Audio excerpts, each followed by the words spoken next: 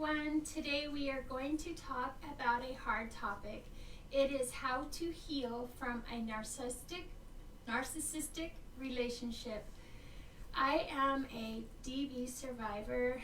I was in domestic violence relationships for, I always forget, 13, 15, 17 years, for a long time, right? And so I wanted to come and bring awareness to you on how I personally overcame or how I healed from being in a narcissistic relationships. Okay. Number one is you got to want to. It all starts with you. If you want to really escape it and to heal from it, okay? Because once it seems like we get into our comfort zone, even if it's dysfunctional, we are content there, whether we like that or not, but that's truly how it is. We get comfortable with our dysfunction. So if you are wanting a change, if you were wanting to be the best you this year in 2022, this is the video for you, okay? We want you to be healthy and happy. And so in order to do that, let's figure out how to heal, okay? For me, I changed my group of friends. I realized that the friendships that I had with the narcissistic person or persons, I had to end those friendships. I had to, and it's okay to end those because you're growing, right? And usually if you don't end them, they'll just eventually fade away because you're growing and it's like you're outgrowing them, or you're becoming a different person. So it's like the click is no longer there, or the connection or the common things are no longer there. So it's, if you don't intentionally mean to move on from those friends, do not be surprised if it just automatically happens. I remember what I chose to do is I chose to go to college. I was like, I'm done with this. I almost died, right? And so I was like, I'm just totally done with this. I'm done with believing in everything that person said. I'm done with doubting myself. I'm done. I need a change, right? So in order to change, you need to change your environment. For me, I chose school. For you, it could be a different job. It could be seeking counseling. It could be reading your Bible more, your faith-based, embracing that more. It can be a variety of different things. However, today I just wanted to share with you what my strategies and what my struggles were, right? And then when you leave a narcissistic, well, as for me, you have low self-esteem. So for me, it was hard because I had low self-esteem. So I just automatically wanted to jump into another relationship, which later I found out that was not the healthiest for me, right? And so if you can focus on yourself and have self-care, focus on what, you'll be surprised at the things that you actually like, that you, your strengths that perhaps the narcissistic person has downplayed or has created doubt in you to make you feel like you're not smart enough, you're not good enough, you're not whatever enough, beautiful enough, you're not whatever, relentless enough, right?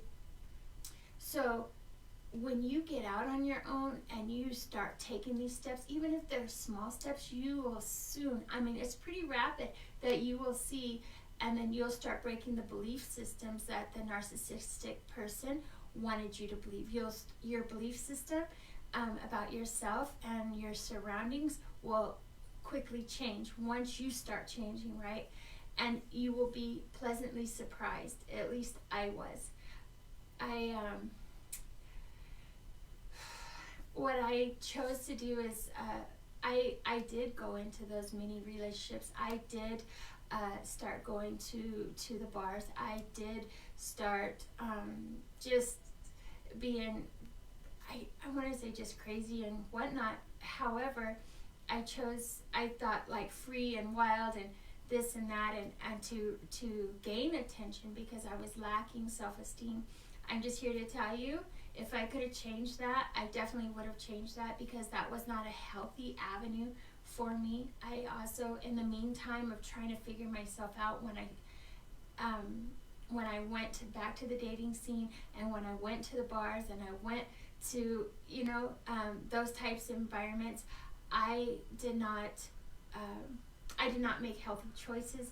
I don't know, it was like a false self-esteem that they give you, because just because you can turn someone's head doesn't mean, right, that it's truly in your best interest. That person is. I found other narcissistic people, so so it was like a chain of them that I went through. And so when actually what I should have done is just stopped, right? Like, stop the first one, did some self-healing, do some self like inventory, right? Take note of myself, and then moved on. So that, in my opinion, I didn't say that you might not meet some wonderful people, or that there might be some moments that you may treasure from that. However, in the long run, for me, it was not the healthy choice. Okay, so this was also during, for me, going to school as well. I was trying to go to school, I was trying to hang out at the bars, I was trying to date, right? And just to regain my self-esteem, when actuality, I didn't need to regain it. I just needed to see it. When I looked in the mirror, I didn't see it. Even though it was there the whole time, I didn't see it, right? And so, but once I started doing great in school, once I realized that my stability at work became stronger, at my job, once I could get a good night's sleep, once I could realize that I could turn off my phone, or I didn't have to answer every phone call, I could start saying no, because no's are boundaries. Once I started realizing I can do those things without someone in my ear scolding me, or calling me crazy, or creating doubt in me, once I started putting me as priority, my perspectives changed. And they changed relatively rapidly. Like I say, I didn't say it was an easy journey. However, it's not impossible. I also, for me, I sought a counselor, professional help. I have severe PTSD, anxiety, depression, whatnot. And then it's just working through the programs. And when you seek professional help, they will sit there and listen, and it's like a no judgment zone, right? And it's a wonderful feeling for that. It's a wonderful feeling. And I'm just trying to point out healthy options for us, because to drown ourselves in drugs and alcohol and immorality and whatnot, right? To drown us in that, it's only a Band-Aid, which could lead to worse things, right? And so we want to come out beautiful. We want to come out of this relationship bonded and mended, like bonded, like our wounds are bonded. Maybe the word bonded ain't right. When I think of bonded, you bond something, it's like, okay, you fix the dent, right? Or mended, like you hem up the scar, or the open wound, right? And so we want that to be something that you can achieve, and something that you know that is tangible for you. So just choose your positive people to be around. Choose when you see red flags, like narcissistic red flags. In the previous video, I believe I talked about narcissistic or controlling people, what they are. And so when you start seeing those red flags, just like, whoa, just pause and stop, and it's okay to put you first. And really, years go down the road, it's not going to matter. It's not going to matter. You're not going to hurt someone's feelings, because years down the road, you're going to be like, wow, I'm glad I took the higher road, right? So just put you first. Seek the help that you need.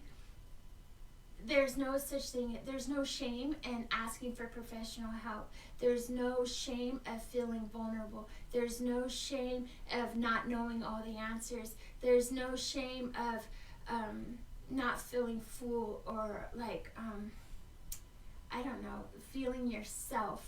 There's no shame in that. If you feel empty and lost and hopeless and anything like that, there's no shame in it, because that is what the narcissistic person or people have done to us. They've chipped away at us. Now we're going to have to rebuild us, right? So those are things that I really encourage you. And then also some people also seek like exercising. I didn't say extreme exercising, just exercising, because that also helps with the stress, and it gives you an avenue to get out, like get whatever out. Like maybe you're angry, maybe you're disappointed, maybe you're sad. I'm just saying it helps. Exercise does help, even if it's just walking, right? Get your steps in. And then journaling helps. It helps immensely. It might sound overrated. Yeah, right, journaling. Yeah, but it really does. Once you put the pen to the paper, it really does help. I'm talking pen to paper, crayon to paper, not typing, because there's some kind of psychological evidence that says when you write something down, it does something psychologically for us, and it benefits us when we actually physically write it down, okay? And then and just think about what your goals need to be. What is it that you want to achieve? Start focusing on your goals now, because since now you're not focusing on whether you're going to get yelled at, you're not focusing on if you're taking too much time here, you're not focusing on if you don't answer your phone, you're not focusing on that, whatever the narcissistic person wanted you to focus on. So now is your time to focus on your goals. Focus on you, even if that means getting out of bed. That is a start, right? So something to think about, and this is both for, this advice is both for men and women. But I just wanted to come on today and share that with you about how I healed. And it did not happen overnight. It took me, I don't want to discourage you, but it took me years, because I kept making the same, I kept running into the same narcissistic people, right? And it was like a vicious cycle, right? And so sometimes we do make the same mistakes, but we do also make improvements. And so it just takes time to shed off that old personality, your old habits, your old thinking processes, and then you will get there. I have faith in you. You will get there to heal from the trauma and the doubt and the lack of self-esteem. I promise you, you will get there. Small steps do matter, and we want you to be the best you in 2022. For all of you that don't know me, my name is Andrea Love. This is Life It Counts in Growing Pains. I brought this topic to you today because it is part of Growing Pains, healing from a narcissistic person. And in this channel, in this community, we talk about hard things. We talk about openly. This is a no judgment zone. So also it is an audience-based channel. So if you'd like to leave a comment below and talk about, like, make a suggestion of what you would like me to do research on or do a video on, I would be more than happy to take those into consideration. Please like, subscribe this video. Please share. Because I need people like you in my community to make this a positive community, to make this an upbuilding community. Without people like you, it doesn't grow, right? So I thank you so much for your time, and I will see you on the next video.